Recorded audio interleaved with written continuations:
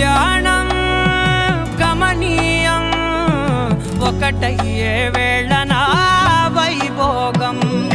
కళ్యాణం గమనీయం ఈ రెండు మనసులే రమణీయం. ముడే ముళ్ళట ముడి పడుతుంటే ముచ్చట నాలుగు దిక్కుల కంట చూడ ముచ్చటైన వేడుకంట. ఆ పంచభూతాల తోడుగా ప్రేమ పంచుకొనే పండగంట. 6 గలల నిండుగా ఇది 100 ఏళ్ల పచ్చని పంట.